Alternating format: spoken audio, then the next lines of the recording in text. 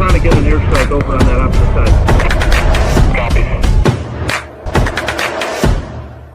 What's up everyone, Tom from the Airsoft headquarters here, and welcome back to the channel. Today I'm going to be doing a live reaction with KWA's Insider Fight Night and their KWA 2022 product reveal. We're kind of just testing the waters with this, so I'm still kind of like half setting up because it's going to premiere in exactly 2 minutes. If you guys are not familiar, I'm also looking off to the side here and seeing just that coloring. That is more of a 1v1 CQB face-off type of situation. We feeling green? Let's actually support KWA. Let's go with them. So it's a 1v1. Winner takes $10,000. Supposedly, that's kind of like the grab. I'm gonna be quite honest. I've not been super heavily invested in this this fight night program. It's been going on for a couple of nights. I know that they're really big with KWA as a sponsor. They've been doing it a long time, and they're using a lot of KWA rifles. I'm primarily in on this video, premiering in 60 seconds, because of the KWA new product reveal. They're not gonna be at SHOT Show, so I'm gonna miss them. So I wanna see all the stuff that's gonna be coming out. And intentionally didn't get listed all of the new products when talking with my KWA rep. So we're going to do a live reaction. The premiere will begin shortly. We got 4v left. We got Dom versus Rusta, and we got Young versus Valiant. Now I've watched a couple of videos. So I'm not huge with these guys. I haven't been following their playstyle a whole lot. Rusta's been really aggressive. Now I'm really hoping that Dom is going to be super chill and can take on Rusta. Weird that they'll remove magazines, they'll reset point value systems. That is very unique. That's definitely seems to be a lot more tactical than what Speed QB players typically do. And I'm also looking at some of the comments over in the chat here. Definitely a tactical environment. But for 90 seconds and only having 8 objectives. Here's the other thing. In an Airsoft tournament, I'm here to solidify that I am the grandfather. Okay, what is it with these guys in their interview location where they wear their hats so low or their caps so low you can't see the eyes? 3-0. I'm going for Dom. Fight night record.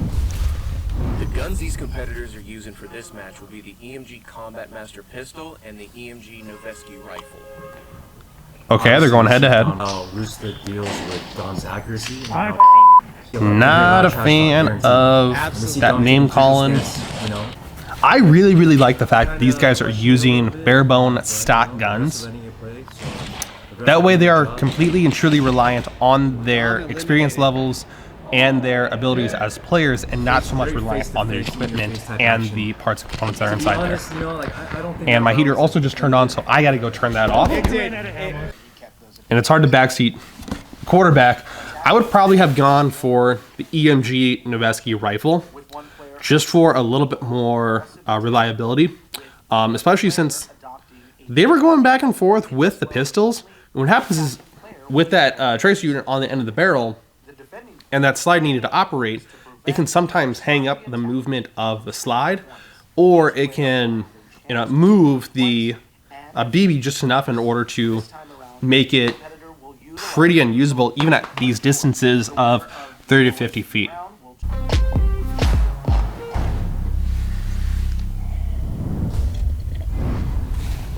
I don't like the guns pointing at each other's faces, I'm gonna be honest. Again, Dom's getting trapped, and he's waiting for him. Showing the barrel, just trying to get different levels. He's kind of coming out the same whoa, that was Rusta, fast. That's just, you're gonna cause your own demise. Dom should be backing up right now, repositioning. Yep, one ball, one shot.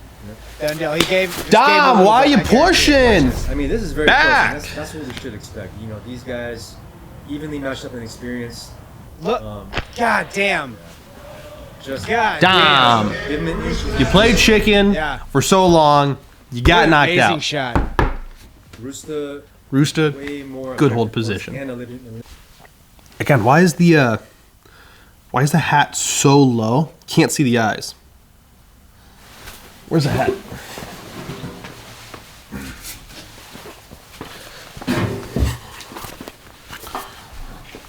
Why's that hat got to be so low for the interview? I mean, look at him. Yeah, you know, I just out here, just playing Airsoft, doing my thing. Here to represent. Oh, you can see my eyes. Can't have those eyes. Look at this guy. He's got a mask on. He's wearing sunglasses. What is it with these guys and not letting us see their eyeballs? Not a huge fan, like at all, of them jumping up over the barricades and trying to shoot at people. Not a fan of that at all.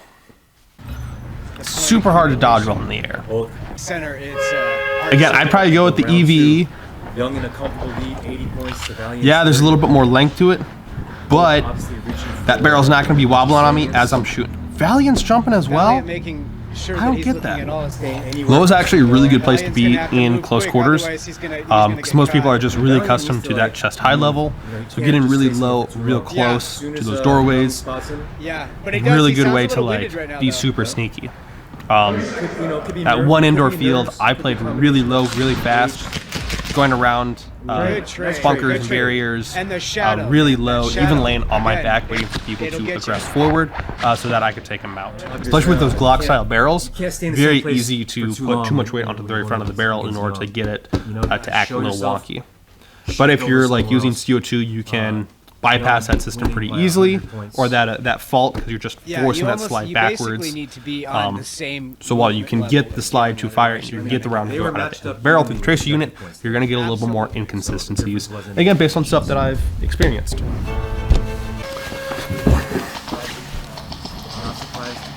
All right, here we go, round two.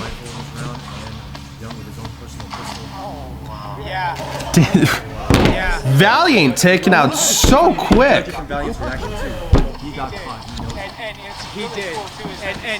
Really like to see that Young was getting really low to the ground and kind of anticipated Valiant moving over.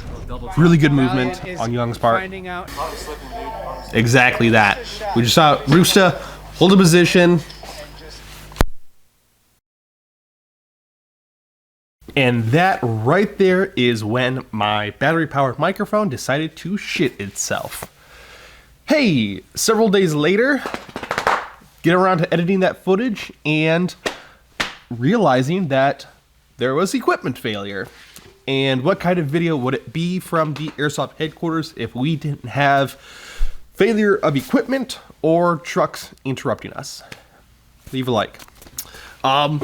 So I'm going to try to break down some of the products that we are getting from KWA again. So you're not going to get nearly as honest of a reaction, but I'm going to try to still psych it up. Also, before I get into that part, breaking everything down, we are at SHOT Show. This video is going to go up Monday, so we are going to be landing in SHOT Show that evening. So in the comments section, put down if there's anything specific you guys want to see. We'll try to hit it up in a vlog style video where we just roam the SHOT Show floor. Or if you have any other questions about these KWA products, I do get hit up, and I do hit up my KWA rep about certain products, and he did share with me some of the products that they will be revealing and some of the other plans that they have for the future in 2022. I am really excited for the potential of some of the things that we at the Airsoft headquarters and KWA may be able to collab together with. We're really excited about that. So I'm not going to go into too much more detail because it's all still up in the air. So you guys take care and let's get right down into it. Okay, so while Matt's talking, 2020 SHOT Show, last time I went, they had the LM4D, the CO2 gas blowback M4, and that rifle system was strikingly similar to what the Q10 looks like as far as the handguard system. Matt did talk about the raised rail system. It doesn't look like that much higher compared to like a 416 style of handguard. It definitely looks taller. So people that run lower profile T1 style of optics, you don't need to get a riser nearly as much. But I do like the fact that they are bringing out more maybe 416-esque style of rifle systems, again with that rised top Picatinny rail system. I think it's a little weird that they went with slightly different handguards from MLOC to Picatinny, but KWA is also really, really good as far as having different type of externals help assist indicate what those internals may be. Now it gets very, very crazy with all of these brands doing letter followed by a number. Glock is really, really bad about that because it's all G blank, like my G19, my G48, my G26, or my G40. And of course, as I say those numbers, non-Glock guys are going to go, what are you talking about? So in the next product reveal featuring Demo, cool guy by the way, I think it's super funny that they go with names, individual names, instead of letters. But with the M10, the standard MLOC system, everyone's a huge fan of that.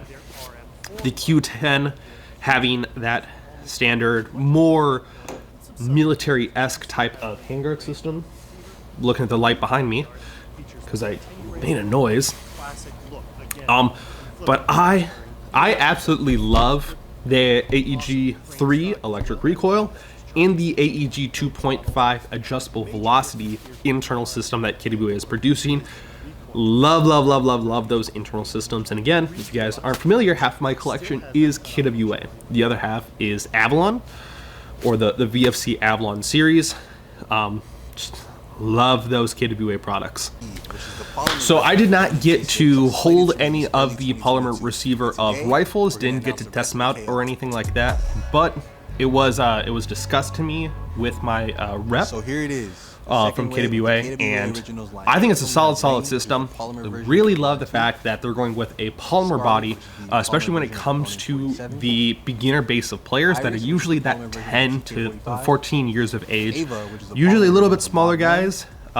So the fact that they don't have to have these super long rifle systems, but the parents love the KWA brand being a little bit older, so they're a little more partial to that.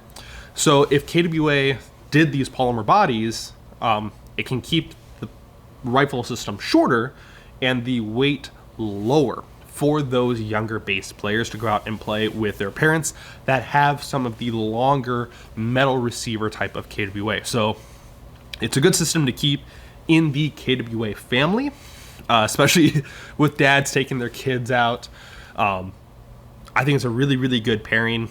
Funny enough, it's almost like a daily conversation that I have with customers, but they're talking about how their rifle systems already are too heavy, and they're talking about some of the EMG and Matrix metal receivers, and it's like, those are only like 4 or 5 pounds, right? And you're saying that's too heavy? Okay. And meanwhile, I'm lugging around my my 10-pounder. Hold on, I'm gonna pause this and I'm gonna go weigh that. Yeah. This guy is 10 pounds, 3 ounces. Like, you guys need to know that. But I think it's gonna be a great system overall with polymer bodies, keep those even more lightweight. But honestly, I think the biggest piece of advice I would give to players that think that certain rifles are too heavy, just do some more push-ups, a couple pull-ups, hit the gym every once in a while.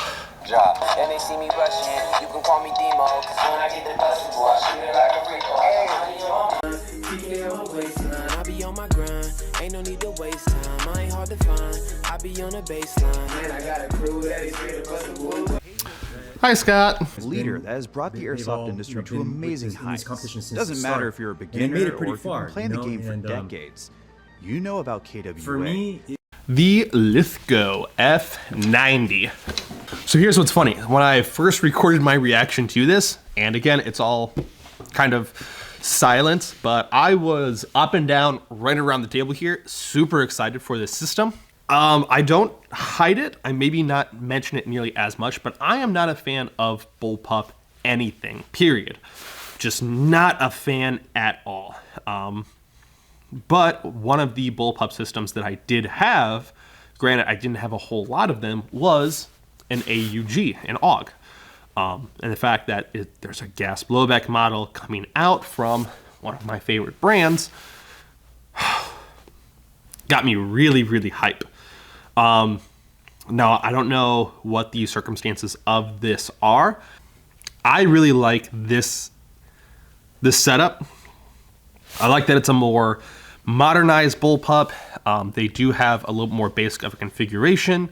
I think it's going to be really good. I absolutely love the fact that they do have that removable front trigger guard or a hand guard system in order to lock in a like a grenade launcher type of system.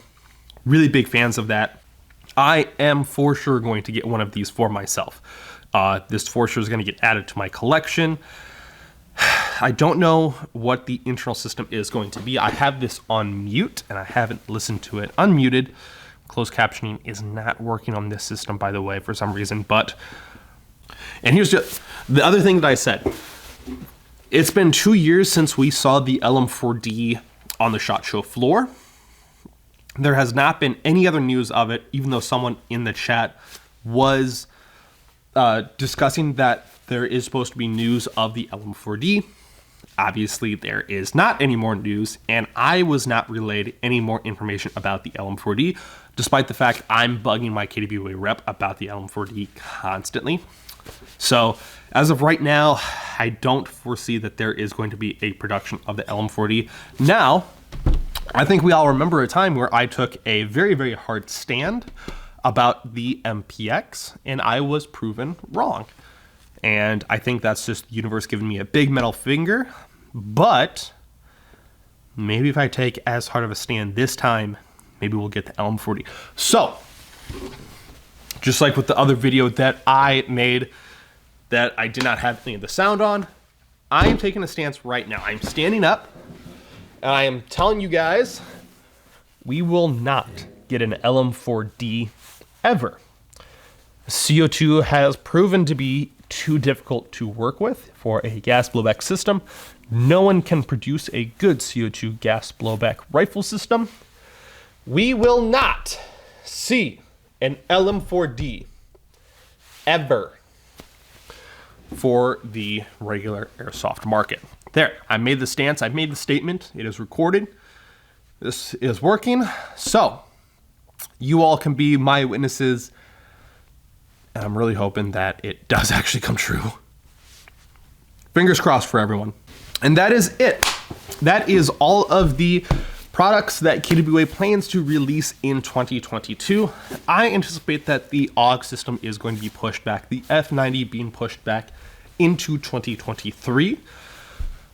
Just due still to delayed production lines and cost of materials, labor, so on and so forth. The same thing that we've seen the last 2 years of the airsoft industry and all other industries across the world. So, I would not suspect that we get the AUG by Christmas this year. We may have it for Christmas next year. But, who knows? Anyway, because we're not going to see KWA at this SHOT Show, this was a video in order to do like a fun live reaction with their fight night, which they did announce there was going to be a season 2. Went over some of the new products and some of the things that I know about them. And obviously you guys can go watch the original videos, link down in the description below to KWA Insider. Again, if you guys have any further questions about the KWA products, let me know down in the comment section below. I'll do my best to answer those. And if there is anything that you guys specifically want to see at SHOT Show 2022, leave them down in the description, in the comments below, so that I can find those and look at them while on the SHOT Show floor and go get some footage for you guys to put into a vlog or some other type of video. We're kind of playing it by ear. We don't know what to expect, obviously. And we still are not 100% as to who is and who is not going to be there. So we're going to play it by ear, see what happens. So you guys take care, stay safe, stay positive, stay clean, because I still have a little bit of a runny nose, but I'm feeling way, way better from my cold. Watch some of the previous videos. You guys know what I'm talking about. Anyway, I will see you guys next week when I come back from SHOT Show. Hopefully not with any type of weird diseases.